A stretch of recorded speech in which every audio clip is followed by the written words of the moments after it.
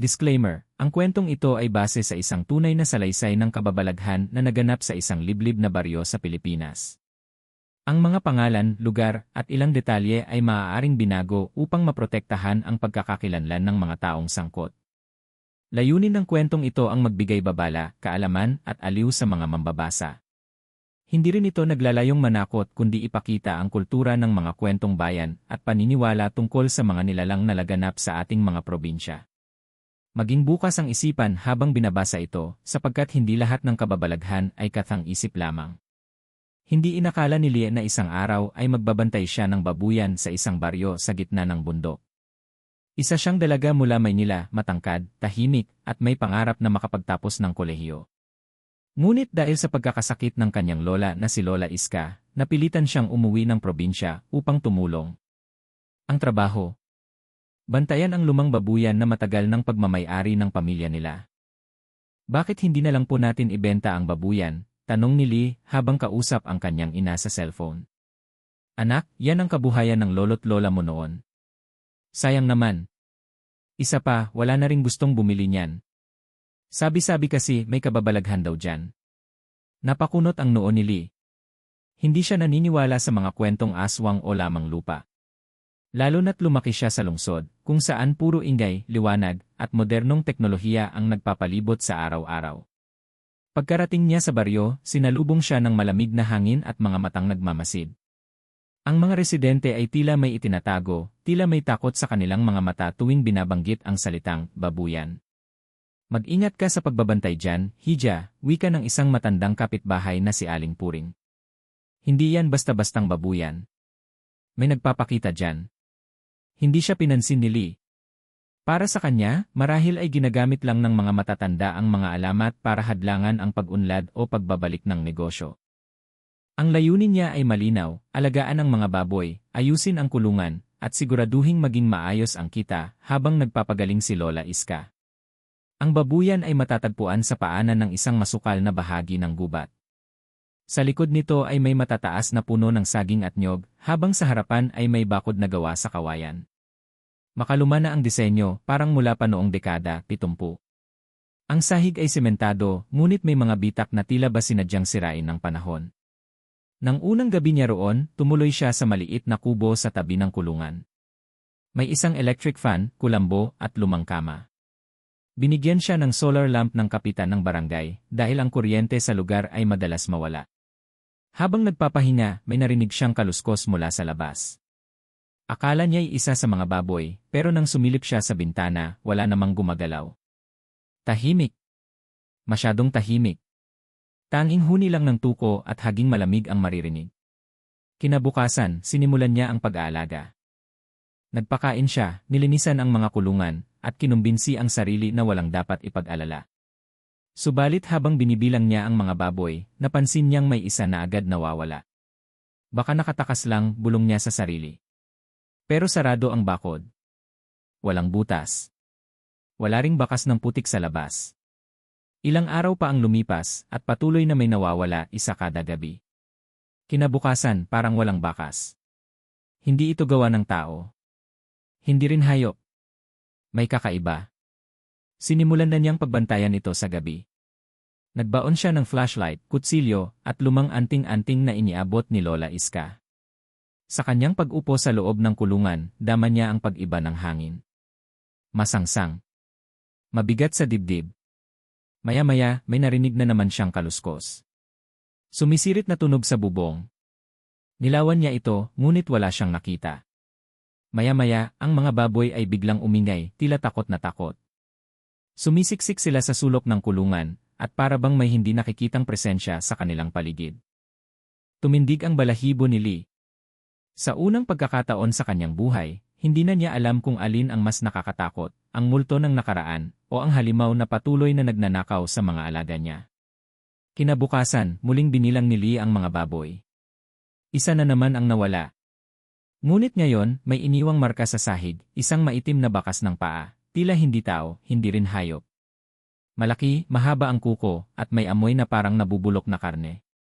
Sa mga oras na yon, napagtanto na ni Lia, hindi lang pala basta kwento ang naririnig niya mula sa mga matatanda. Totoo. May bantay na nilalang sa babuyan.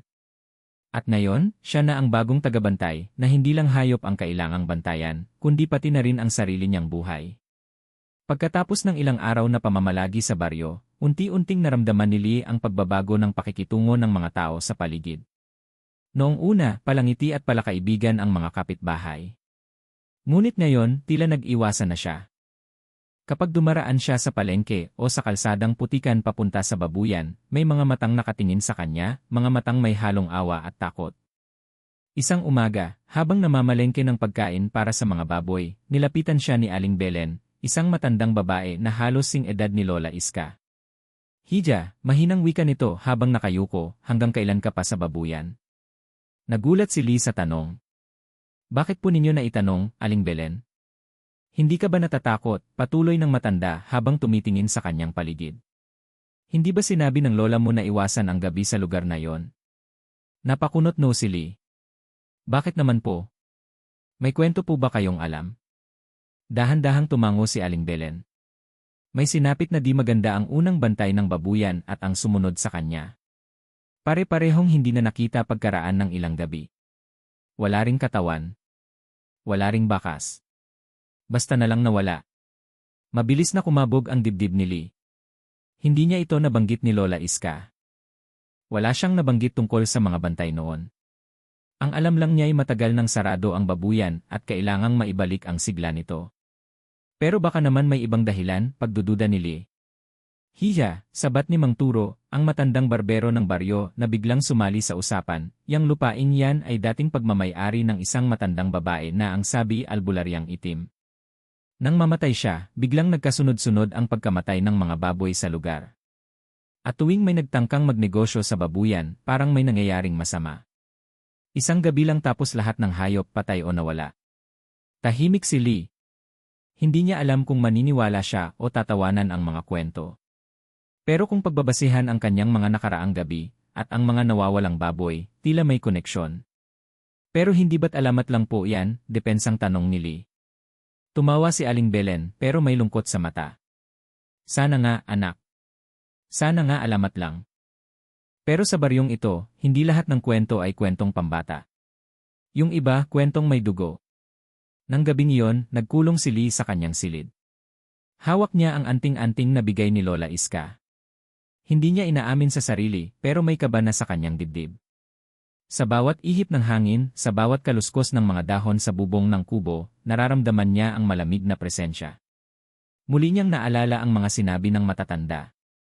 Kung totoo nga ang lahat ng iyon, bakit siya pa ang napiling magbantay? Ano ang hindi sinasabi sa kanya ng kanyang pamilya? Kinabukasan, dumalaw siya kay Lola Iska na nakaratay sa kama sa kabilang baryo. May oxygen mask ito at mahina na ang katawan. Ngunit nang banggitin ni Lee ang tungkol sa babuyan, biglang lumakas ang tinig ni Lola. "Huwag mong paglaruan ang lugar na yon, Lee," garalgal na wika nito. May naiwang galit-galit na hindi nawala kahit lumipas na ang panahon. Napaupo si Lee sa gilid ng kama. "Ano po yon, Lola?" "Aswang." "Hindi ko alam ang tamang salita," sagot ni Lola Iska, "pero may nilalang sa lupain yon. Hindi siya katulad ng karaniwang aswang. Marunong siyang magtago. Marunong siyang umamoy ng takot. Kapag naramdaman niyang pinapalitan siya, nilalabanan niya. Sinusundo niya ang mga pumasok sa kanyang teritoryo." Biglang napahawak si Lee sa kamay ng kanyang lola. "Bakit po ninyo hindi sinabi noon pa? Akala ko wala na siya. Akala ko matagal na siyang nawala.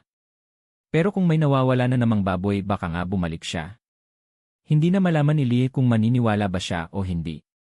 Ang puso niya ay tila sinasakal ng hindi maipaliwanag na kaba. Ayaw niyang iwanan ang babuyan. Pakiramdam niya ay may tungkulin siya doon, hindi lang para sa negosyo, kundi para sa pamilya. Pagbalik niya sa babuyan, agad niyang nilibot ang paligid. Napansin niyang sa isang sulok ng lupa ay may lumang balon na natabunan ng damo. Lumapit siya at sinilip ito. Madilim. Mabaho. May amoy na parang may naagnas. Tila bang may nagtatagong lihim sa ilalim nito. Gabi na nang muling umalingaw-ngaw ang iyak ng baboy. Tumakbo si Lee patungo sa kulungan, ngunit wala siyang nakita. Nang silipin niya ang kulungan ng nawawalang baboy, bukas ito pero hindi nasira. Parang may taong marunong magbukas. Muling tumindig ang balahibo ni Lee. Sa kanyang gilid, narinig niyang may kaluskos sa mga damuhan. Mabilis siyang tumakbo pabalik sa kanyang silid at isinara ang pinto. Sa kanyang tabi, muli niyang hawak ang anting-anting. Sa kanyang dibdib, nanginginig ang puso. At sa kanyang isipan, paulit-ulit na bumabalik ang mga sinabi ng matatanda, may masama dyan sa babuyan. Huwag mong hayaang matahimik ang gabi. At doon niya naisip, ang babuyan ay hindi ordinaryong sakahan. Isa itong hukay ng nakaraan. At siya, isang dalagang walang alam sa kababalaghan, ay unti-unti nang hinihila ng dilim na matagal nang naninirahan sa lupang iyon. Gabi na naman. Pangatlong gabi mula nang tuluyan ng magbantay si Lee sa babuyan. Ngunit ngayong gabi, iba ang pakiramdam niya. Mas mabigat ang hangin, mas tahimik ang paligid, at mas madilim ang buwan. Tila bang may nakamasid sa bawat kilos niya. Naglatag siya ng banig sa loob ng kanyang maliit na silid, katabi ng kulungan ng baboy. Sa tabi niya ang anting-anting mula kay Lola Iska, isang gulok at isang flashlight. Mahigpit niyang ipinikit ang kanyang mga mata, sinusubukang itulog ang kaba sa kanyang dibdib. Ngunit ilang minuto pa lamang, isang malalim at mabagal na tunog ang narinig niya mula sa labas. Parang kaluskos ng kuko sa kahoy. O kaya'y bakal na kinakaladkad sa semento. Napamulat si Lee. Nanginginig ang kamay niyang hinanap agad ang flashlight. Idinirekta niya ito sa bintana ng kanyang silid, ngunit wala siyang nakita. Tanging kawalan ng liwanag at pagaspas ng hangin sa mga dahon. Sumiksik siya sa kanyang kutson. Ngunit bago pa man siya tuluyang makaramdam ng ginhawa, sumunod na tunog ang pumunit sa katahimikan, isang paghinga. Mabigat. Malalim.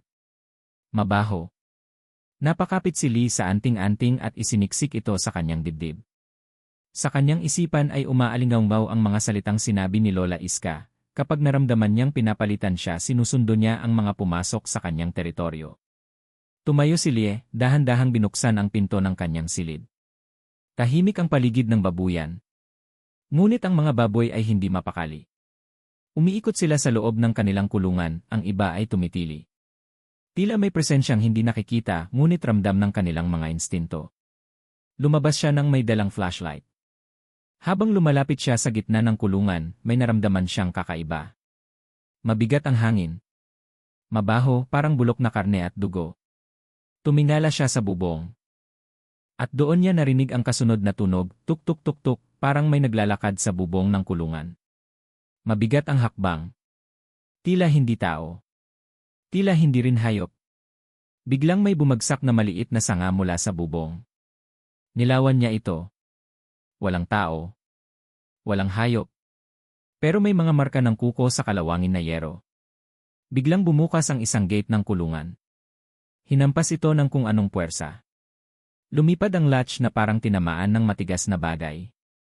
Isa sa mga baboy ay biglang lumabas, tumakbo, ngunit ilang segundo lamang ay may malakas na pag-ungol, riik. Kasunod noon, katahimikan. Wala nang baboy. Wala ring tunog. Sumigaw si Lee. Sino ka? Nasaan ka? Walang tugon. Takbo siya pabalik sa kanyang silid. Isinara ang pinto. Ikinandado. Itinulak ng mga kahoy. Nagtago siya sa ilalim ng kumot, hawak-hawak ang anting-anting. Ngunit mula sa labas ng kanyang silid, muli niyang narinig ang paglalakad. Mabigat. Mabagal. Paikot sa kubo. Tila pinagmamasdan siya ng nilalang. Muli na namang umalingaw ang tunog ng mahahabang kuko sa dingding, at kasabay noon, ang masangsang na hangin ay pumasok sa siwang ng bintana. Napapikit si Lee. Pumikit ngunit hindi tulog. Pinakikiramdaman ang paligid. Ang puso niya ay parang paputok sa kaba. Ang pawis ay bumabagsak kahit malamig ang gabi. Sa kanyang pandinig, isang mahinang boses ang tila bumubulong, hindi ito sa iyo, hindi ito sa inyo, napamulat siya. Tumayo. Hinampas ng flashlight ang dingding. Nawala ang boses. Ngunit ang takot ay nanatili. Tumagal ang gabi sa pagitan ng katahimikan at pag-iyak ng mga baboy. Hanggang sa lumapit na ang unang liwanag ng umaga. Sa wakas, bumalik ang kapayapaan. Ngunit nang silipin niya ang kulungan ng baboy na tumakbo kagabi, wala na itong laman. May bakas ng dugo sa lupa, humalo sa tubig ulan. Ngunit walang katawan, walang laman loob, walang kalmot, parang isinama ng buo. Habang pinupunasan ni Lee ang dugo, isang batang lalaki ang lumapit sa kanya. Anak ito ng kapitbahay. Ate, nakita ka po ni nanay kagabi may nakasamparaw sa bubong ng babuyan. Itim. Mahaba ang dila. Nanigas si Lee. Lumingon sa bubong. Wala nang marka. Ngunit alam niyang hindi niya yon inimbento. Hindi pa naginip.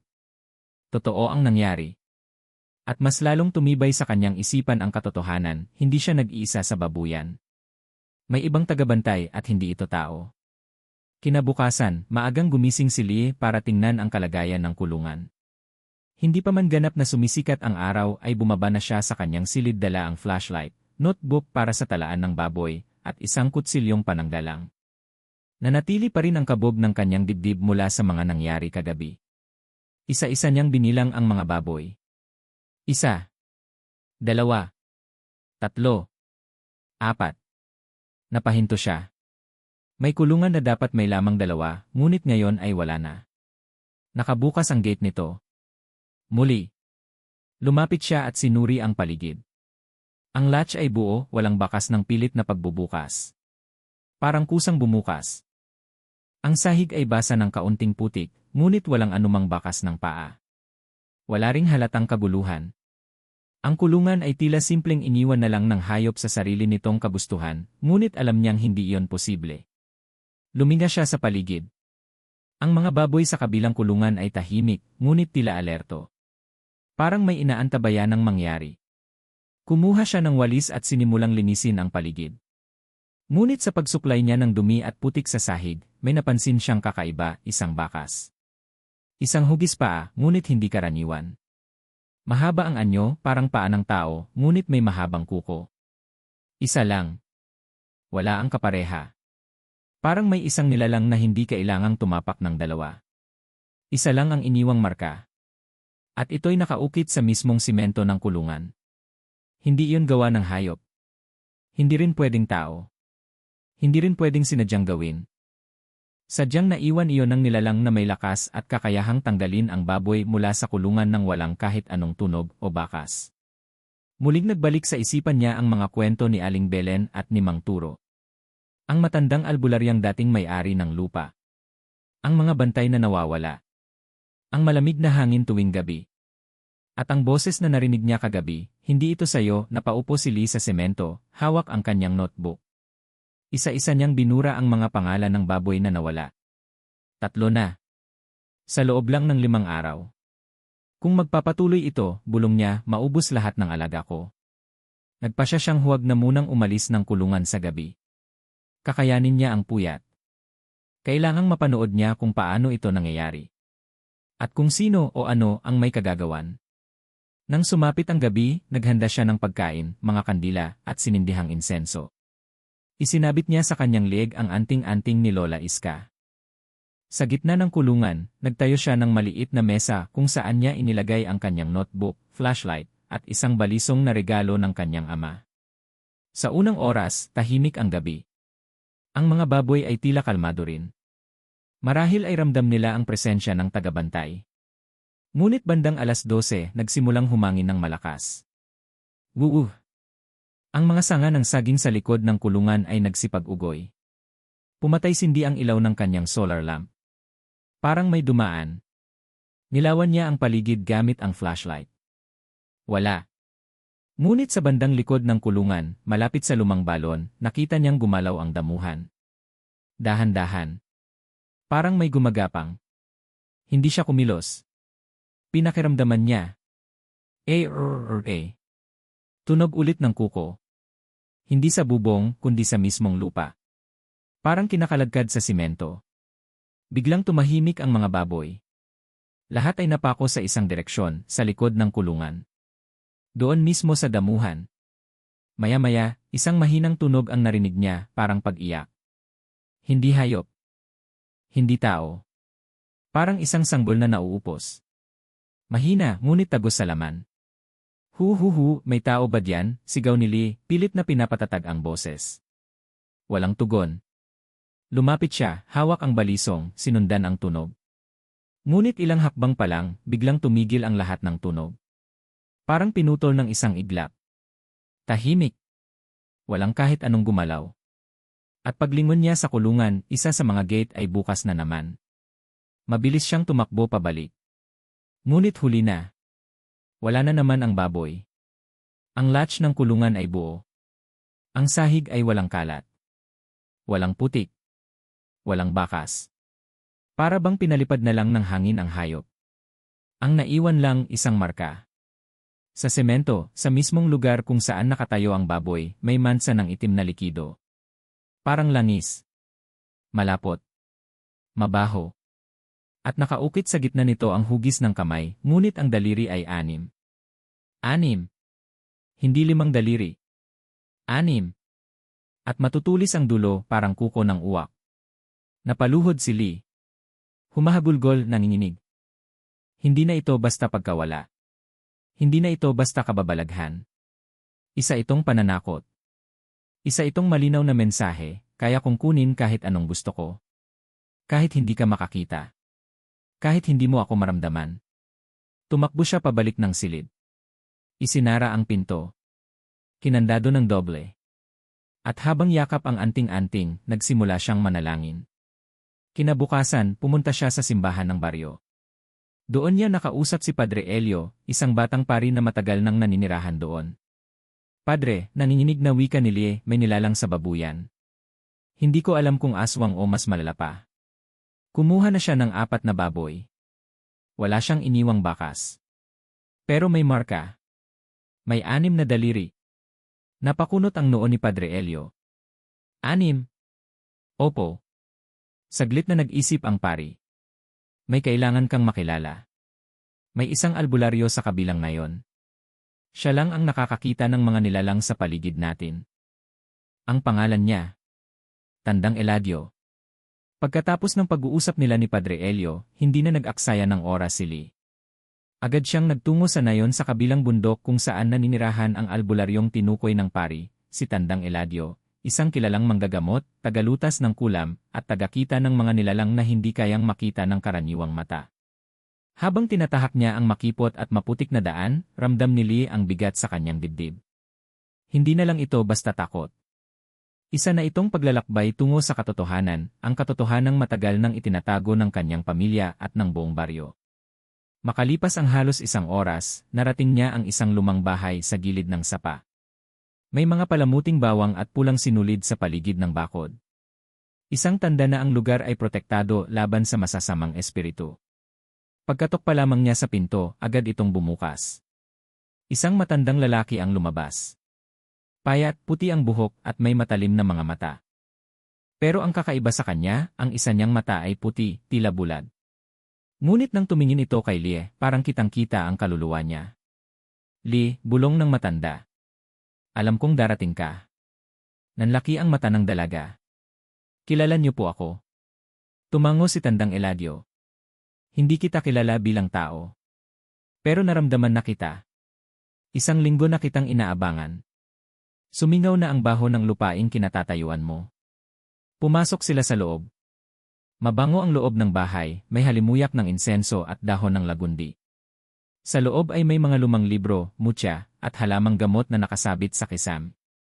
Habang nagkakape, ikinuwento ni Lee ang mga nangyayari sa babuyan, ang mga nawawalang baboy, ang kakaibang marka, ang tunog ng kuko, at ang amoy ng nabubulok na laman.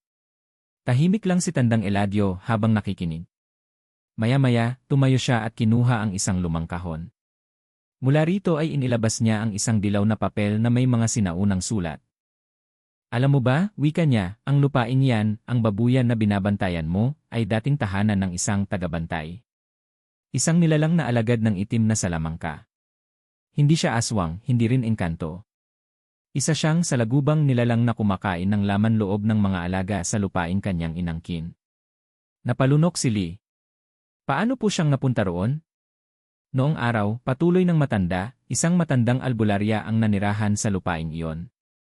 Ngunit hindi siya ordinaryo. Isa siyang itim na albularyo ng gagamot sa araw, ngunit may alagad ng dilim sa gabi. Ginamit niya ang kanyang kapangyarihan para palakasin ang kanyang mga negosyo. Kabilang dito ang babuyan. Pero isang gabi, ayon sa matatanda, gumawa siya ng masamang ritual, isang uri ng kasunduan. Ipinagkaloob niya ang kanyang lupa sa isang tagabantay kapalit ng mahabang buhay at kasaganaan. Pero ang kapalit ay laman ng buhay. Bawat taon, may baboy o hayop na inaalay sa nilalang. Kapag walang naiaalay, ang tagabantay ay kumukuha ng sarili niyang gusto. Bakit po hindi nalaman ng pamilya namin yon? Dahil pinatigil ng mga magulang ng lola mo ang lahat ng koneksyon sa matandang iyon. Inilibing ang ritual. Isinara ang babuyan. Pero may iniwang marka ang lupa. At sa pagbabalik mo, nagising siyang muli. Tahimik si Lee. Ang dami niyang tanong sa isipan. Pero iisa ang malinaw, ang lupaing iyon ay may bantay na hindi dapat ginising. Pwede pa po ba siyang paalisin? Tanong niya. Pwede, sagot ni Tandang Eladio. Pero hindi basta-basta. Kailangan mo ng pahintulot mula sa kalikasan. Kailangan mong harapin ang tagabantay mismo. At higit sa lahat, kailangan mong tanggapin na baka may mawala sa iyo sa proseso. Nanginginig ang boses ni Lee. Kahit buhay. Tumango ang matanda.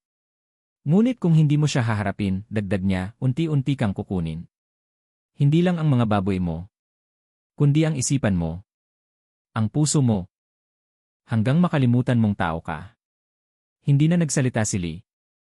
Tumango siya at tinanggap ang alok ng albularyo na samahan siya pabalik sa babuyan. Kinagabihan, nagtungo sila ni Tandang Eladio sa kulungan.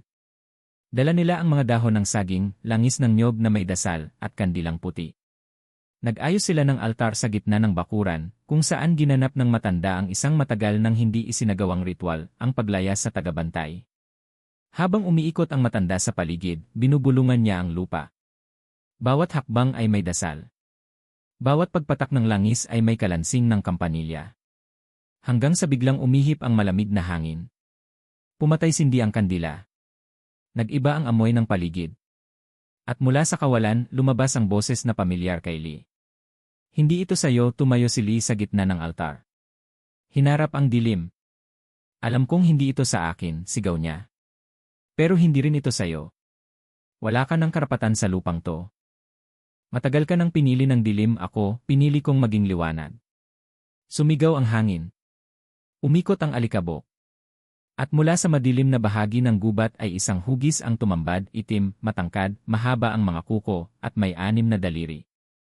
Ang mata nito'y walang itim, puro puti. At sa leeg nito, nakasabit ang lumang mutya ng matandang albularya, ang simbolo ng pag-aari sa lupa. Itinapo ni Tandang Eladio ang mutya ng liwanag, isang kwintas na gawa sa batong puti at pinagmumulan ng liwanag. Pagkabangga ng mutya sa lupa, nagsimulang sumigaw ang nilalang. Umatras. Sumabog ang liwanag. Hanggang sa ito'y maglaho. Tumahimik ang paligid. Bumalik ang hangin sa dati. Tila napawi ang bigat sa hangin. Ngunit alam nilang hindi pa ito tapos. Ang tagabantay ay naitaboy, ngunit hindi pa tuluyang naalis. Makalipas ang gabi ng ritual, tahimik ang buong paligid ng babuyan.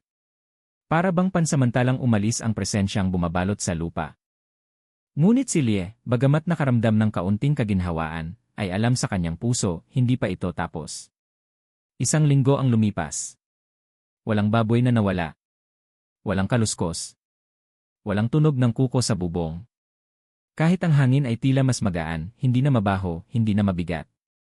Sinamantala ni Lee ang pagkakataong iyon upang ayusin ang kulungan, magdagdag ng panibagong baboy, at ituloy ang pagpapalago ng munting negosyo. Ngunit isang gabi, isang malamig, tahimik, at madilim na gabi, may isang hindi inaasahang bisita ang kumatok sa kanyang pintuan. Tok! Tok! Tok!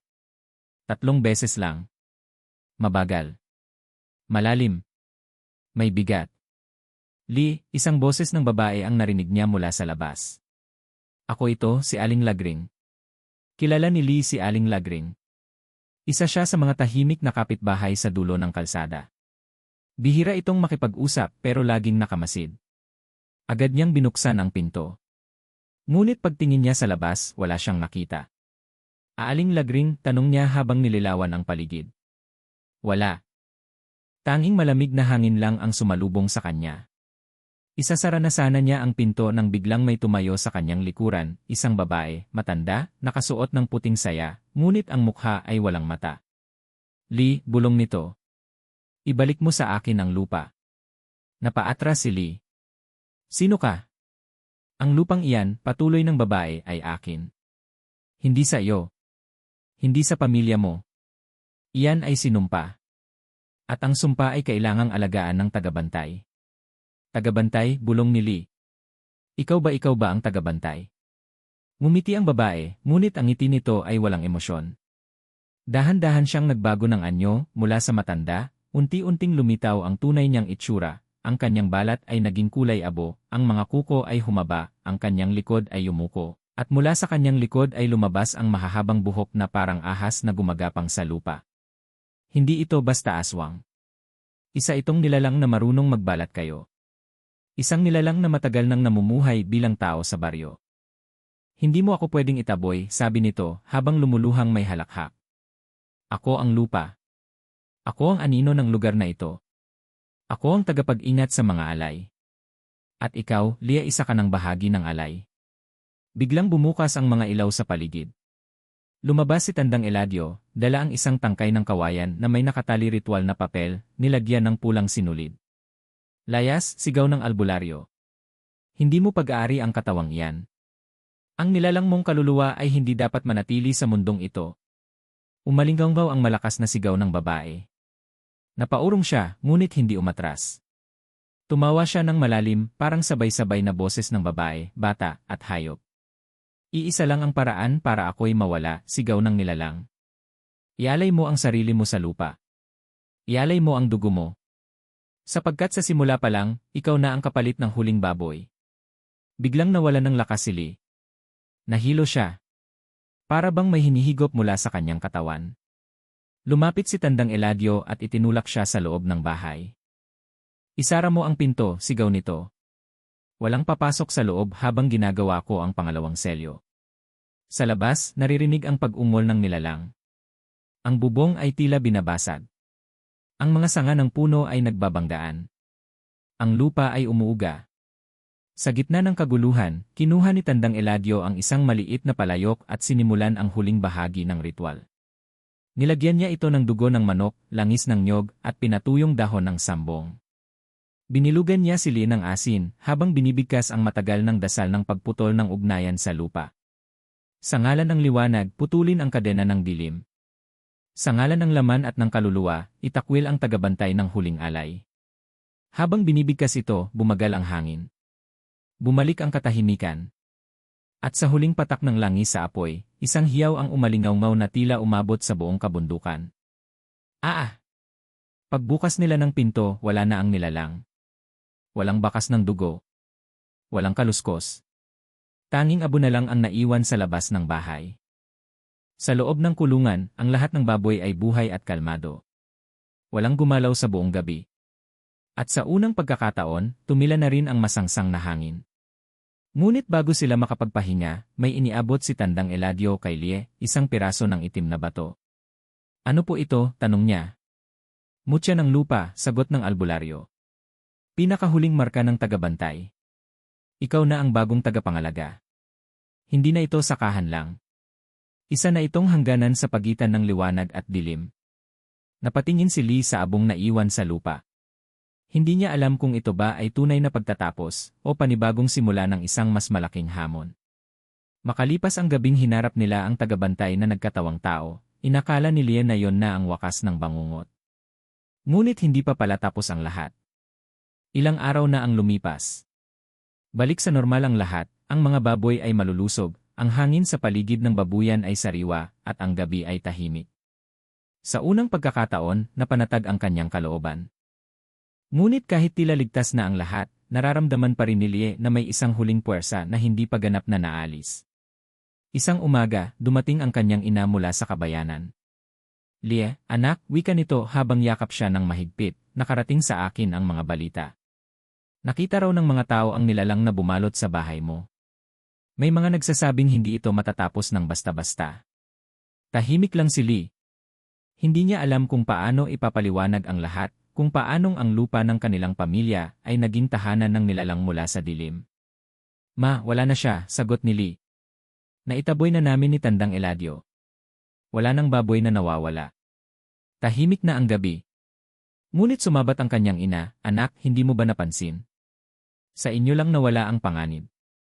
Pero sa ibang bahay, sa ibang sulok ng baryo nagsimula ang pagkamatay ng manok, ng baka, ng kambing. Lumipat lang siya. Hindi siya nawala. Doon tumimo kay Lee ang katotohanan, ang ritual na isinagawa nila ay hindi tuluyang nagpatalsik sa tagabantay. Nilimitahan lang nito ang nilalang sa labas ng kanyang saklaw. Hindi ito pinuksa kundi itinaboy. At sa pagtanggi ni Lee sa kanyang alay, naghanap ito ng iba. Kinagabihan, hindi na makatulog si Lee. Hindi siya mapakali sa kama. Isinara niya ang kanyang silid, inihanda ang anting-anting, ang langis na bigay ni Tandang Eladio, at ang mutyang bato ng lupa. Ngunit sa kanyang isipan, isa lang ang tanong, hanggang kailan niya kayang protektahan ang mga inosente sa paligid. Kinabukasan, bumalik siya kay Tandang Eladio. Hindi pa tapos, hindi ba, diretsyo niyang tanong. Umiling ang matanda. Hindi, apo. Ang nilalang ay hindi binubura, ipinapasa. At sa bawat paglipat niya, may bago siyang binabantayan o binibiktima. Ano po ang dapat kong gawin? Tanong ni Lee, seryoso ang mga mata. May isang huling ritual, sagot ng albularyo. Ngunit may kapalit. Ano pong kapalit?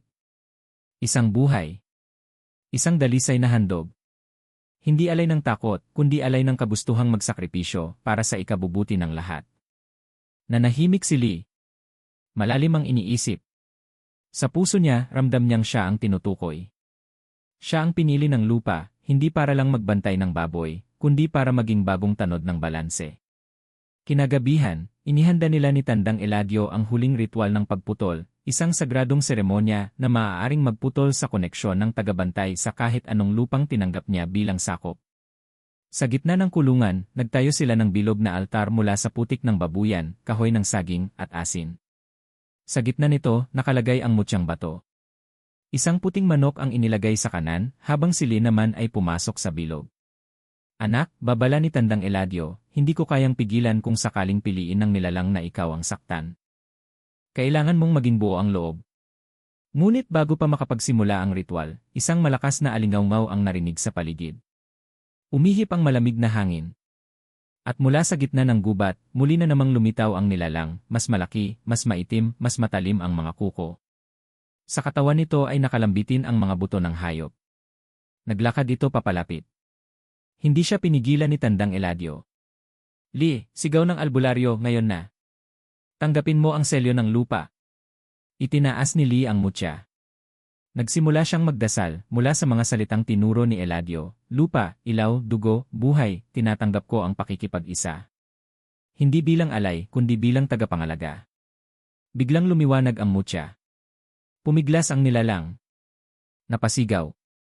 Tumalsik pa atras, nagwawala, sumisigaw sa wikang hindi maipaliwanag. Lumingon ito kay Lee, ang matay lumuluha ng itim na likido. Tila ba nagmamakaawa o galit na galit? Sayo na ang lupa, bulong ng nilalang. Ngunit sa pag-alis ko, may isasama akong anino. Kahit isa lang. Isang alaala. Pagkasabi nito, bigla na lamang naglaho ang anyo nito sa usok. Ang hangin ay tumigil. Ang mutya ay sumabog sa kamay ni Lee, naging abo. Ang paligid ay lumiwanag. At sa kauna-unahang pagkakataon, nakaramdam ng ganap na kapayapaan si Lee. Ngunit ang kapalit. Pagbalik niya sa bahay kinabukasan, natagpuang patay ang isang batang baboy, ang una niyang inalagaan mula pagkasilang. Walang sugat. Walang dugo. Parang natulog lang at hindi na nagising. Umupo si Lee sa tabi ng katawan nito. Naluha siya. Isa lang, bulong niya. Isang anino ang kinuha. Isang alaala. Ngunit sa puso niya, alam niyang tapos na. Hindi na muling babalik ang dilim. Mula sa araw na yon, si Lee na ang kinikilalang dalagang tagabantay ng babuyan. Hindi lang ng hayop kundi ng lupa, ng kalikasan, at ng balanse sa pagitan ng liwanag at dilim. Makalipas ang ilang buwan mula nang maisagawa ang huling ritual, nagbago na ang kabuuang takbo ng buhay ni Lee.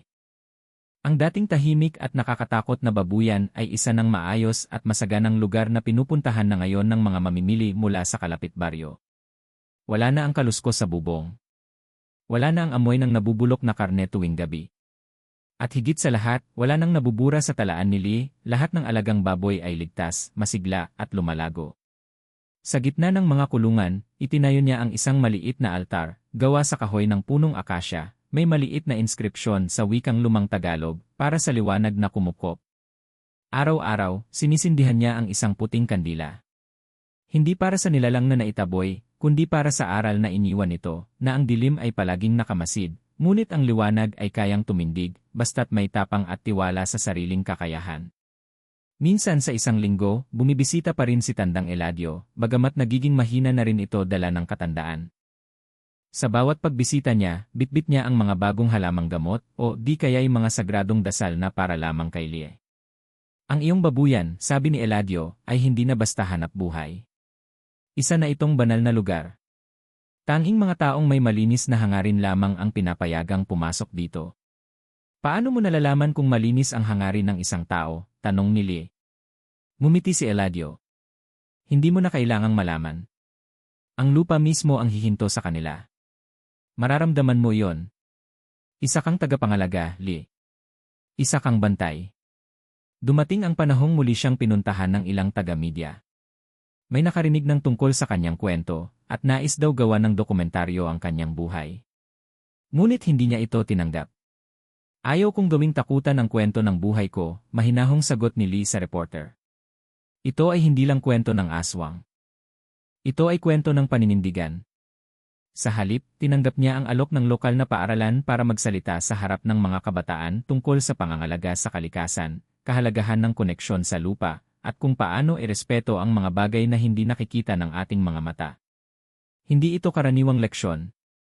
Ngunit sa kanyang simpleng pananalita at tunay na karanasan, naging inspirasyon siya ng marami. Ang dating iniiwasang babuyan, ngayon ay naging simbolo ng lakas, kabutihan, at kagitingan. Isang gabi, habang nakaupo siya sa tabi ng kulungan, may dumating na batang lalaki. Payat, marungis, at mukhang galing pa sa malayong nayon. Ate Lee, sabi ng bata, pwede po ba akong magtrabaho dito kahit isang araw lang? Gusto ko lang po matutong mag-alaga ng baboy. Sabi po nila, kayo raw ang pinakabait na bantay dito. Napangiti si Lee. Tinapik niya ang balikat ng bata. Hindi lang alaga ang baboy, wika niya. Dapat alagaan din ang lupa, ang hangin, ang paligid. At higit sa lahat, ang sarili. Mula noon, kada linggo, may dumarating na mga kabataan na nais matuto sa kanya. Hindi lang sila tinuturuan kung paano magpakain o maglinis ng kulungan, tinuturuan din sila kung paano makinig sa kalikasan. Paano kilalanin ang mga palatandaan? Paano magdasal sa lupa? Paano magtiwala sa sariling pakiramdam? Isang araw, habang nililinis ang lumang silid sa gilid ng babuyan, may nakita si Lee na lumang notebook, hindi kanya. Luma ang papel, kupas na ang tinta. Nang buksan niya ito, nakita niya ang lumang talaan ng dating nagmamay-ari ng lupa. At sa huling pahina, may nakasulat sa sulat kamay, kung may darating na mas matapang kaysa sa akin, ipagkaloob mo sa kanya ang lupa. Itigil na ang mga alay. Palitan ng liwanag ang sumpa. At ituro ang bagong daan. Napaluha si Lee. Hindi niya alam kung ito ba'y iniwang mensahe ng matandang albularyo o ng nilalang mismo. Pero iisa lang ang malinaw, may dahilan kung bakit siya ang napiling tagabantay. Ngayong ganap ng tahimik ang babuyan, si Lee ay hindi na lang basta dalaga ng baryo. Siya na ang bantay ng liwanag, isang paalala na sa bawat sumpang dumaan, may isang taong handang magsakripisyo para itama ito. At ang kwento niya ay hindi lang kwento ng katatakutan, ito ay kwento ng pagbabago, paninindigan, at kabayanihan. Hindi lahat ng nakakatakot ay dapat takbuhan. Minsan, kailangan mo itong harapin, hindi para patayin, kundi para palayain ang sarili mo mula sa takot. 80.